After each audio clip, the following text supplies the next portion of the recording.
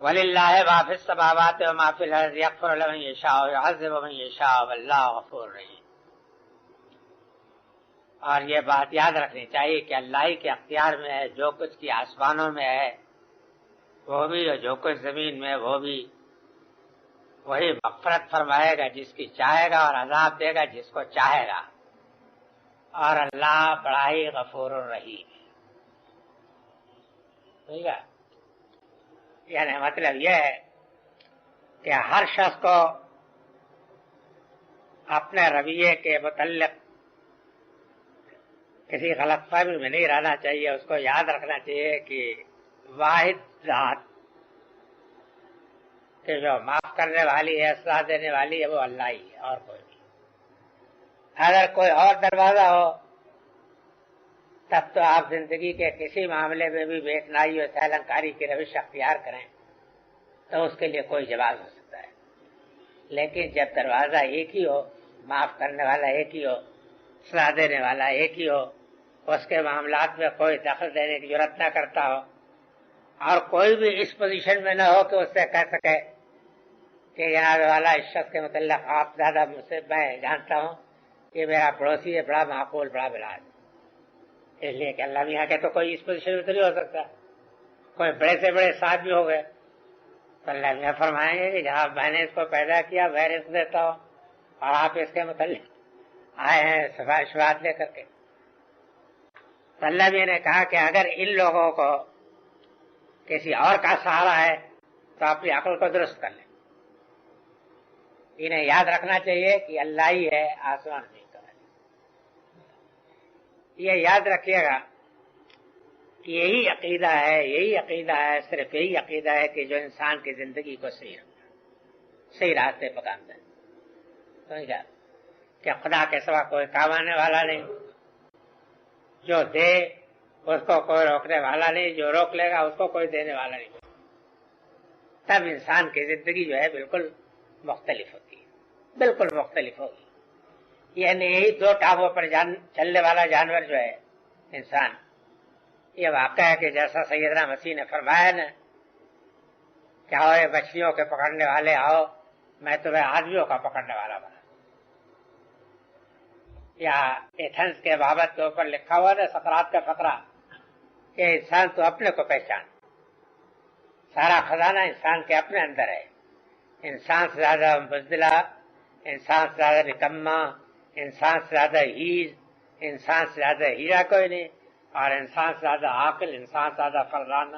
انسان سے زیادہ دانشمند، اور انسان سے زیادہ طاقتور کوئی نہیں۔ یہ بات ہے، یہ ساری خصوصیات حقیقت میں ان کا اصل انحصار جو ہے انسان کے اپنی باطنی صفات کے اوپر ہے۔ اگر وہ دب جائے تو انسان کی ساری صلاحیتیں ختم ہو جاتی ہیں، اگر وہ بیدار ہو جائے تو پھر آپ کو یہ معلوم ہونا چاہیے کہ ایک گدھا چلانے والا اور سقراط انسانوں کے اندر پیدا ہوتے ہیں، اس ہر مخلوق میں سے تو نہیں سقراط پیدا ہوتا ہے۔ ایک گدھے کا کام کرنے والا اور ایک دنیا کو رہنمائی دینے والا دونوں انسانوں کے اندر سے پیدا ہوتے ہیں۔ اس کی وجہ کچھ نہیں، اس کی وجہ یہی ہے کہ عقل کی درستی، عقل کی درستی صحیح ایمان کی درستی سے ہوتا ہے۔ ایمان مدعیانہ ایمان نہیں، ایمان جو معرفت کے ساتھ، اور معرفت بھی صوفیوں والی معرفت نہیں بلکہ جو قرآنی معرفت ہے، اس سے چیز پیدا ہوتی ہے۔ وہ چیز جب پیدا ہوتی ہے نا تب ہر چیز اپنے صحیح راستے پر آ جاتی ہے اور انسان کی قوتیں کام کرنے لگتی ہے۔ آپ کو معلوم ہے کہ حضرت عمر اوقات میں دنگل لڑاتے تھے نا جی، اور ساری دنیا کے لیے وہ علم، حکمت اور دین و تقوی، بادشاہی اور گدائی دونوں کا جلوہ دکھا کے گئے کہ نہیں گئے؟ تو انسان میں یہی فرق ہو جاتا ہے۔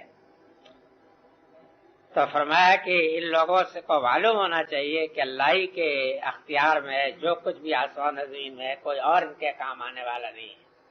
اس لیے بہتر ہے کہ اللہ تعالیٰ جس راستے کی طرف رہنمائی فرما رہا اس کو اختیار کرے۔ یہ یاد رکھے کہ یغفر لمن یشاء ویعذب من یشاء، وہی معاف کرے گا جس کو چاہے گا اور عذاب دے گا جس کو چاہے گا۔ یہ اگر کسی کو خیال ہو کہ ان کے دیوتا یا ان کے دیویا یا ان کے پیر صاحب یا ان کے شیخ صاحب کوئی صاحب ان کے کچھ کام آنے والے بنے ہیں،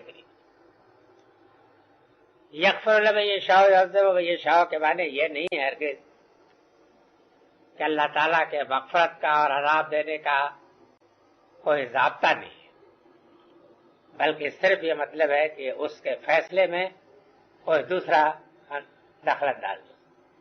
رہ گیا یہ کہ مغفرت کے لیے اور عذاب دینے کے لیے اللہ تعالیٰ نے جو ضابطہ بنایا ہے اسی کے مطابق جس کو وہ مستحق سزا پاتا ہے اس کو سزا دیتا ہے، اور جس کو مستحق عذاب پاتا ہے سزا دیتا ہے۔ سنت الہی کی نفی نہیں ہے، یہ بات خوب سمجھ لیجیے۔ ہمارے یہاں کا جو علم کلام ہے، یہ ہم جس علم کلام کے وارث بنے ہیں نا،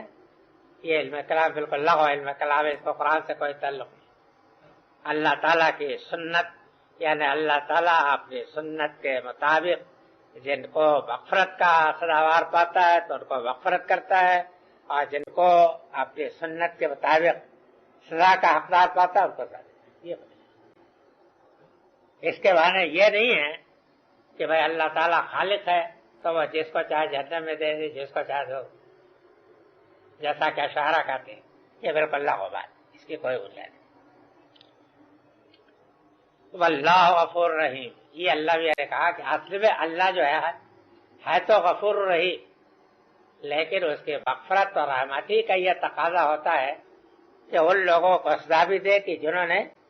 عدل کو، انصاف کو، رحم کے قوانین کو باطل کیا۔ ٹھیک ہے، یہ آپ کو معلوم ہونا چاہیے کہ اللہ تعالیٰ کسی کو سزا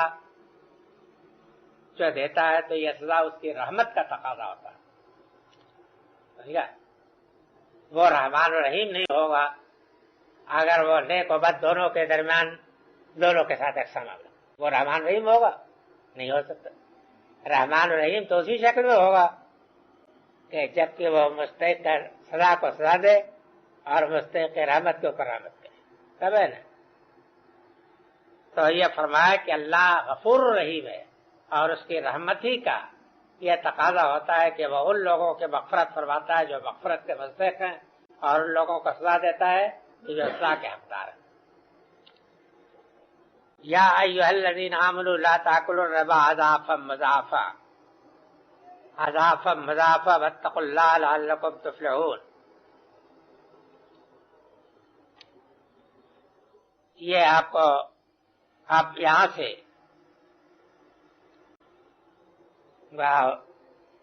جہاد کے سلسلے میں جو اوپر والی آیت میں ہے نا بیان ہو رہا تھا جہاد کے سلسلے، اب یہاں سے جہاد کے ایک دوسرے پہلو کا ذکر کیا ہے، اس لیے کہ جہاد جو اللہ کے راستے میں انفاق کے بغیر نہیں ہو سکتا۔ اس لیے جہاں بھی جہاد کا حکم آتا ہے اوپر کے مضامین آپ گزرے نا جہاد کے، یہ اوپر کے مضامین پچھلے کچھ ہے ذہن میں، یہی بات چل رہی تھی نا، وَإِذْ غَدَوْتَ مِنْ أَهْلِكَ تُبَوِّئُ الْمُؤْمِنِينَ مَقَاعِدَ لِلْقِتَالِ والی آیت نہیں چلی۔ پھر اسی سلسلے میں منافقین کا رویہ زیر باس آ گیا تھا اور ان کو صحیح تعلیم دی گئی، پھر پیغمبر صلی اللہ علیہ وسلم کی طرف التفات فرمایا۔ اب اس کے بعد اس کے دوسرے حصے کو لیا، انفاق فی سبیل اللہ۔ انفاق فی سبیل اللہ کے معنی یہ ہے کہ مسلمانوں کو کے اندر یہ جذبہ پیدا کیا جائے کہ وہ منافست فی دنیا کے بجائے منافست فی الآخرت کے لیے اپنے مال خرچ کریں، آخرت کا جو کی بازی ہے اس کو جیتنے کی کوشش کریں۔ سمجھا، یہ ہے انفاق، یعنی دنیا جو ملے، بال جو آپ کو ملے تو اس کو تنافس پہ دنیا کا ذریعہ بنانے کے بجائے یا معیار زندگی اونچا کرنے کا مقابلہ کرنے کے بجائے، یا یہ کہ اسی دنیا کو 10 کا 100 کا 1000 اور 1000 کا 10,000 اور 10,000 کا 20,000 لاکھ کروڑ بنانے کی کوشش کرنے کے بجائے یہ کوشش کرنی چاہیے کہ اللہ تعالیٰ نے دنیا کے بدلے میں آخرت کی جو عظیم زندگی رکھی ہے، عظیم بہشت رکھی ہے، جس میں سے ایک ایک بہشت آسمان و زمین کی وسعتوں سے بھی زیادہ ہے، اس کے لیے بازی کے لیے. تو ہمیشہ قرآن مجید میں یہ آپ کو معلوم ہوگا کہ جب انفاق کا ذکر آتا ہے تو اکثر و بیشتر اس کے ساتھ اس منافست کا بھی ذکر آتا ہے کہ جو دنیا طلبی کے اصرار ہوتی ہے، اور جس کا سب سے بڑا کامیاب راستہ جو شیطان نے نکالا ہے وہ سود کا راستہ ہے، یہ بینکوں کا راستہ جو ہے. ظاہر ہے کہ جب بینکوں نے آپ کے لیے راستہ کھول دیا ہے کہ آپ 10 کو 20 اور 20 کو 40 سے 40 کو 80 اور اس کے بعد 100 اور 1000 2000 10,000 20,000 بنا سکتے ہیں، اور پھر اس میں طرح طرح کے حربے ہیں. تو ہر آدمی جس کے دماغ میں آخرت کی عظمتیں اور کبریائیاں نہیں ہے، وہ قدرتی طور پر اگر اس کے پاس سرمایہ ہے تو اسی راستے پر آتا. اگر اس راستے سے موڑا نہ جائے تو پھر یہ ممکن نہیں ہے کہ لوگ دین کے راستوں میں بازی کھیلنے کے لیے، کہ جہاد کے بعد جب انفاق کا ذکر کیا تو انفاق کے ساتھ ساتھ سود کی نفی کی کہ سود کا راستہ چھوڑ. یہاں انفاق کا ذکر کیا تو اس سے پہلے ہی سود کی نفی کی کہ سود کے راستے میں اضافہ کرنے کے بجائے اللہ کے راستے میں انفاق کر کے اس جنت کو حاصل کرنے کی کوشش کرو کہ ارضھا کارض السماوات والارض، کہ جس کی وسعت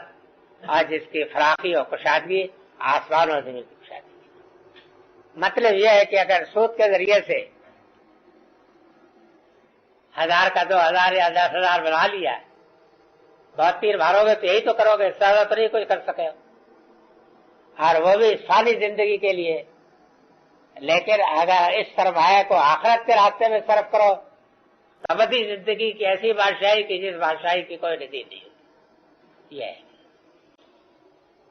یہ ہو سکتا ہے کہ آپ کے ذہن میں خیال آئے کہ یہ بڑی دینے کی بات نہیں، سمجھا، لیکن ایمان کی بات یہ ہے کہ ایمان کا ابتدائی تقاضا یہی ہے کہ آپ یہ مانیں. اگر آپ آخرت مانتے ہیں اور آخرت مانے بغیر چارہ نہیں، اگر آپ آخرت کو نہیں مانتے ہیں تو میں بہت شوق کے ساتھ آپ سے ملاقات کر کے سمجھنے کی کوشش کروں گا کہ آپ کے پاس کیا دلیل ہے، تاکہ آپ یہ دلیل مجھے بھی بتا دیں تاکہ میری جان کو بھی اطمینان ہو. میرے لیے تو سوال روح ہے، سمجھ گیا. آخر لازم، قطعی، ناگزیر، اٹل، عقل کا ہر گوشہ ہر شعبہ اس کا پکار کر فطرت اس کے لیے سیکھ رہی ہے. انبیاء نے کہا، عقل نہیں کہا. سب گدھے چرانے والے بیوقوفوں کی باتوں کے پیچھے تو میں نہیں پڑ سکتا. تو جو دلیلیں ہیں وہ تو دلیلیں سب آخرت کے حق میں. اگر وہ ہیں تو یہ بات آپ کو یاد رکھنی چاہیے کہ وہی کی بازی کھیلنی چاہیے. اس زندگی سے، اس زندگی کے وسائل سے، اس زندگی کے سرمایہ سے پھر بازی وہی کھیلنی چاہیے. پھر یہ بازی بالکل احمقانہ ہے، سمجھا. یہ بے عقلی اور بلحوثی ہے، پھر اس کا کچھ فائدہ نہیں. تب تو اسی کے لیے بازی کھیلنی چاہیے جو ہمیشہ رہنے والی ہے.